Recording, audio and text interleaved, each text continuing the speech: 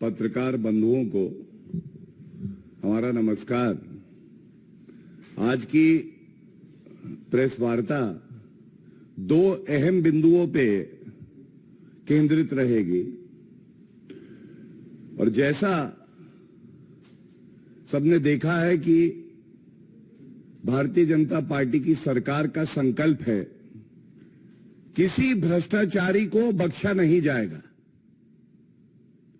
जो भ्रष्टाचारी हैं उनका कार्य भ्रष्टाचार करना है और एक ईमानदार सरकार की जिम्मेदारी है कि इन भ्रष्टाचारियों को पकड़ें। जो जनता का रुपया इन्होंने अंदर किया है, अपनी तिजोरी में लूट खसोट मचाई है, उसको वसूले और वो जनता के हित में लगे। और इसके साथ ये सारे भ्रष्टाचारी जेल की सलाखों के पीछे सजा पाए, ये हमें सुनिश्चित करना है। और कल दो बड़े प्रमुख फैसले सुनाए गए। एक माननीय सर्वोच्च न्यायालय का था और एक दिल्ली उच्च न्यायालय का था। पहले बात कर लेते हैं जो सर्वोच्च न्यायालय ने टिप्पणी करी, और दो आदेश सर्वोच्च न्यायालय के मैं आपके समक्ष रखूंगा। और खासकर अरविंद केजरीवाल कट्टर बेईमान जो हैं, उनसे उम्मीद करूंगा कि भारत की जनता और दिल्ली की जनता जो सवाल उठा रही है, आपसे पूछ रही है, उसका उत्तर आप देने की हिम्मत जुटा पाएंगे। ये कहना गलत नहीं होगा, अरविंद केजरीवाल की चुनरी में दाग लगते ही जा रहे हैं। दो दाग कल भी लगे हैं और अरविंद केजरीवाल जी कह रहे हैं, लागा चुनरी में दाग, छुपाऊं कैसे, जनता के बीच में मैं जाऊं कैसे।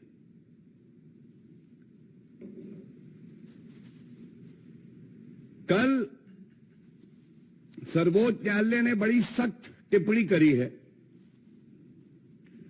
और सबसे पहले मैं ये बताना चाहूंगा कि RRTS प्रोजेक्ट है, regional rapid transport system, Delhi Ghaziabad Meerut. और ये अपने हाथ में 6 मार्च 2019 का सर्वोच्च न्यायालय का आदेश, 21 अप्रैल 2023 सर्वोच्च न्यायालय का आदेश, और जो कल आदेश पारित हुआ है वो आपके समक्ष रखता हूं। और ये दिखाएगा कि अरविंद केजरीवाल कितने बड़े घोटालेबाज हैं। अपनी वैगनआर तो बड़ी हो गई, लग्जरी गाड़ी में घूमेंगे, चार्टर में घूमेंगे। मैं बड़ा बंगला नहीं लूंगा, शीश महल बन गया, करोड़ों का घोटाला वहां किया। तुष्टीकरण करने के लिए, भत्ता देने के लिए रुपया है, लेकिन जनता की सहूलियत, जनता का हित हो जाए, वो इनको अच्छा नहीं लगता है। अरविंद केजरीवाल करेंगे भ्रष्टाचार, जनता रहेगी लाचार। यही इनकी प्रेरणा है। ये आंकड़े बड़े ही महत्वपूर्ण हैं और ये सारे के सारे मैं ऑर्डर से ही पढ़ रहा हूं। दिल्ली मेरठ का ये कॉरिडोर करीब 82 किलोमीटर का है और दिल्ली से मेरठ 60 मिनट में आम जनता दूरी तय कर लेगी। इसकी कुल लागत 31,632 करोड़ रुपए, जिसमें अब तक केंद्र सरकार अपना पूरा योगदान दे चुकी है। और ये 2019 में लिखा हुआ है कि उत्तर प्रदेश को 5,828 करोड़ रुपए देने थे। उत्तर प्रदेश में हमने देखा किस तरह से सरकार है जो जनता की चिंता करती है।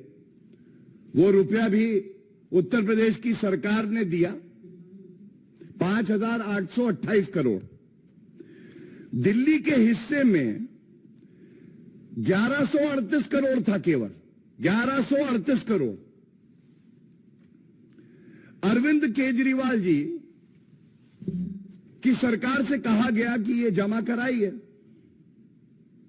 अरविंद केजरीवाल जी अपने शराब के व्यापारी मित्रों की चिंता करते हैं, अपना शीश महल बनाते हैं, और एक तुलनात्मक बात रखना अति आवश्यक है।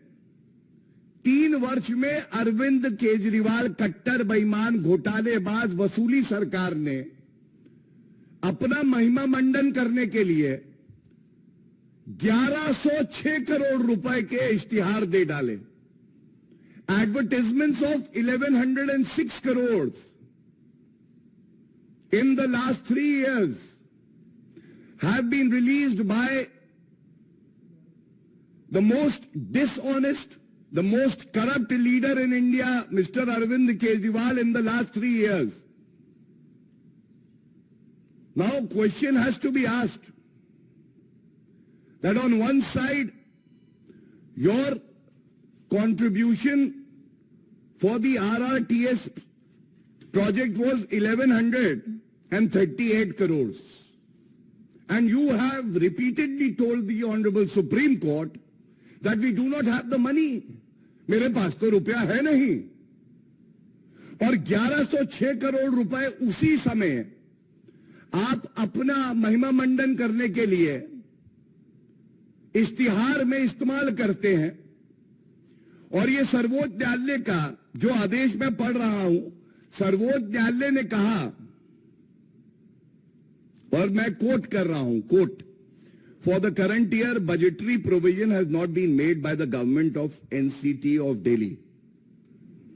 उसके बाद उन्होंने कहा, the corridor has recently been finalised.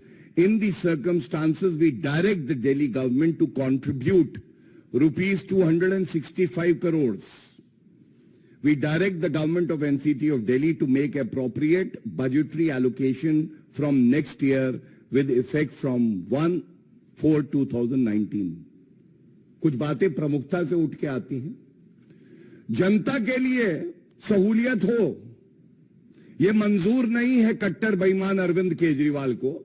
सर्वोच्च न्यायालय के निर्देश पर पहले 265 करोड़ और फिर 21 अप्रैल 2023 को 500 करोड़ रुपए दिए।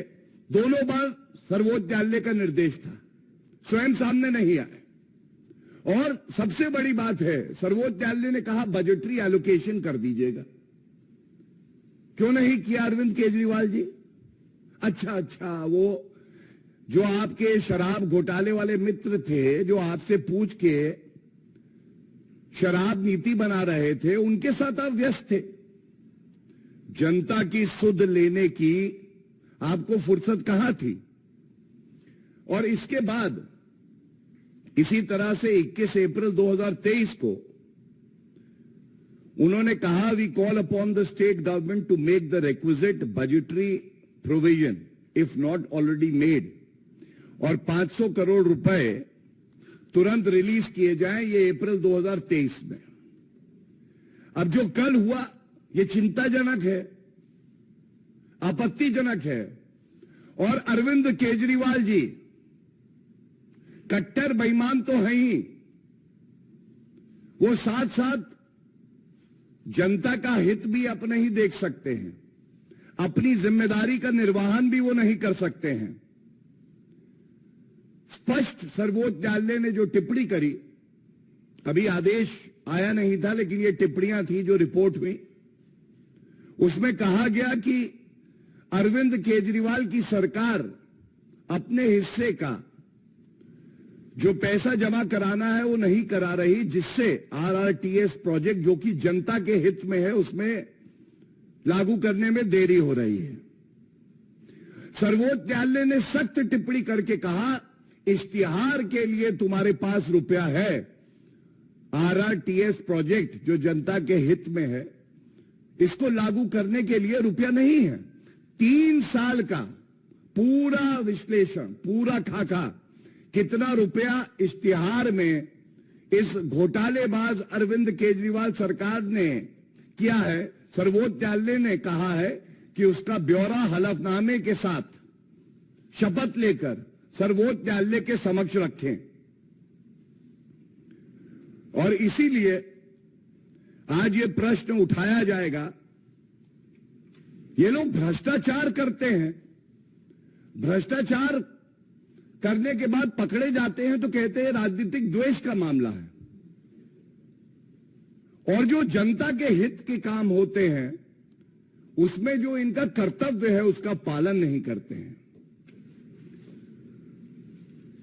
मैं ये भी आपके समक्ष रखना चाहूंगा, कल दिल्ली उच्च न्यायालय ने मनीष सिसोदिया, पूर्व उप मुख्यमंत्री जिनको कट्टर ईमानदार बता रहे थे अरविंद केजरीवाल, उनकी ईडी के मामले में जो बेल की पिटीशन थी उसको भी निरस्त कर दिया और बताया ये जा रहा है कि अरविंद केजरीवाल जो कि किंगपिन हैं शराब घोटाले के, वो बड़े ही डरे हुए हैं, वो चिंता कर रहे हैं कहीं ऐसा तो नहीं होगा कि मनीष सिसोदिया को तो मैंने इशारे पे चला के घोटाला कर दिया, अब मैं भी अंदर जाऊंगा। और हम तो बार बार कहते हैं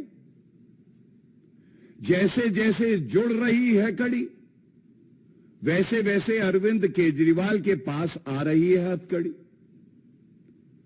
और मैं आपको बता दूं, ये चौथा ऐसा मौका है, करारा थप्पड़ पड़ा है अरविंद केजरीवाल को, और जो भ्रष्टाचार वो अपनी नाक के नीचे करवाते हैं उन्हीं के इशारे पे होता है। मुझे याद आता है कि सीबीआई कोर्ट ने पहले बेल रिजेक्ट करी मनीष सिसोदिया की, उसके बाद ईडी कोर्ट ने भी बेल रिजेक्ट करी थी दोनों मामलों में। फिर दिल्ली हाई कोर्ट ने जो सीबीआई का मामला है उसमें बेल रिजेक्ट करी, और कल दिल्ली उच्च न्यायालय ने जो ईडी वाला मामला है उसमें भी बेल रिजेक्ट कर दी। क्या अरविंद केजरीवाल में इतनी हिम्मत होगी?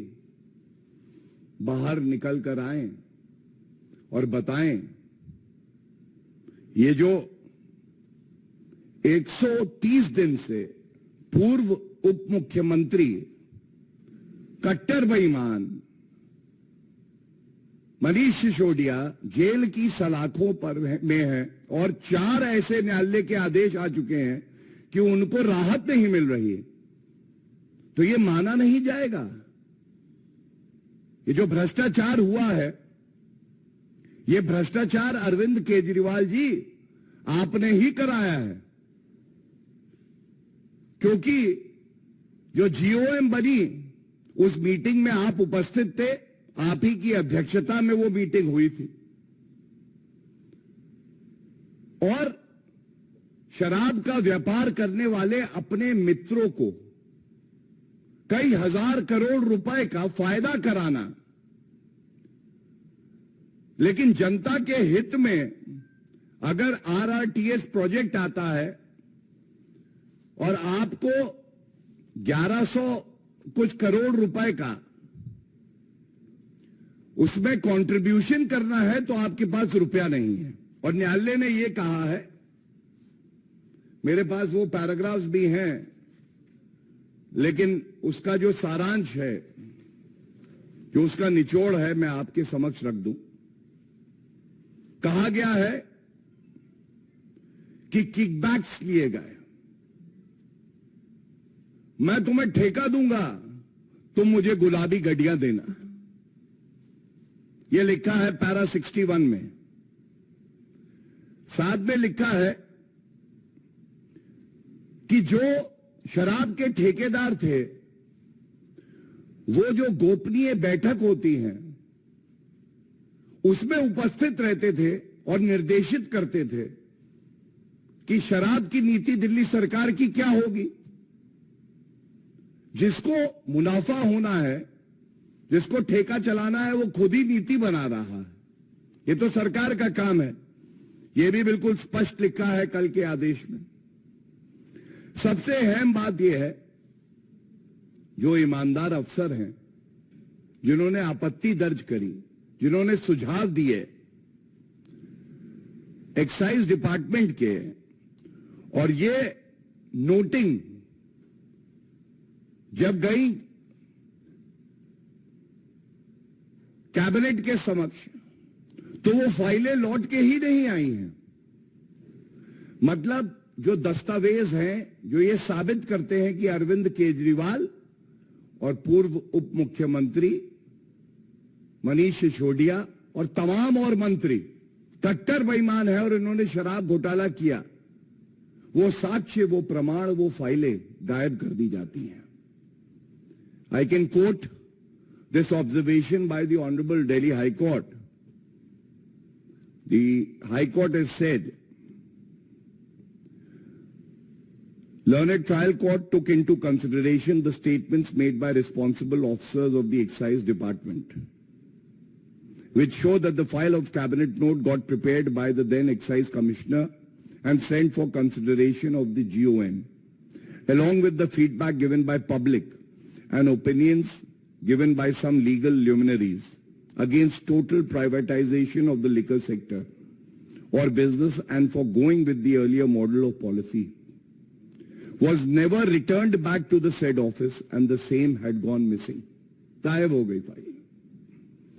इसके साथ ये भी लिखा है कि जो किकबैक आया उसका इस्तेमाल, जो काली कमाई है, लोकतंत्र को प्रदूषित करने के लिए अरविंद केजरीवाल कर रहे हैं। जहां प्रदेश में चुनाव आया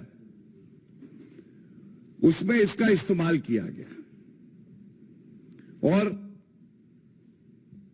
उच्च न्यायालय ने अंत किया है कि जो आरोपी हैं कट्टर बेईमान मनीष सिसोदिया, ये बड़े पद पर रहे हैं, ये साक्ष्य मिटा भी सकते हैं, प्रमाण मिटा सकते हैं, जो विटनेसेस हैं उनको डरा भी सकते हैं और इसलिए इनको बेल नहीं मिलनी चाहिए, क्योंकि प्रथम दृष्टया जो आरोप लगे हैं ये बहुत ही गंभीर हैं। अब ये दोनों बिंदु जो मैंने आपके समक्ष रखे, इससे एक बात उजागर हो गई है। ये जो भ्रष्टाचारी हैं ये सोचते हैं कि इनकी जिम्मेदारी, इनका कर्तव्य केवल भ्रष्टाचार करना, जनता को लूटना और खुद अपना बंगला बड़ा करना और गाड़ी बेहतर करना है। नहीं, ये भ्रष्टाचारी अगर भ्रष्टाचार करेंगे तो जो भारतीय जनता पार्टी है वो पुरजोर तरीके से इनको एक्सपोज करेगी, इनका घिनौना चेहरा सामने लाएगी और जनता की आवाज बनके सुनिश्चित करेगी कि ये जेल की सलाखों के पीछे हो। और मैं समझता हूं कि आज अरविंद केजरीवाल ये प्रेस वार्ता जरूर सुन रहे होंगे। उनको चुनौती देता हूं, अगर दमखम है तो बाहर निकलकर जो प्रश्न हमने उठाए हैं उनमें से किसी एक का भी उत्तर दे दें तो जनता सब देख रही है।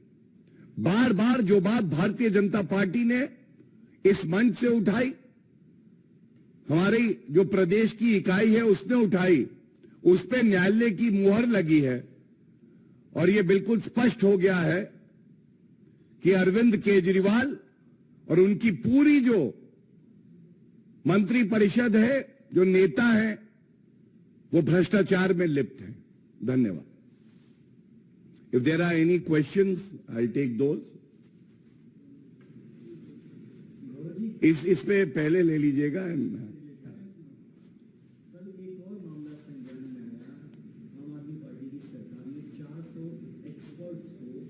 नौकरी पर रखा था, लेकिन इसमें आरक्षण के नियमों का भी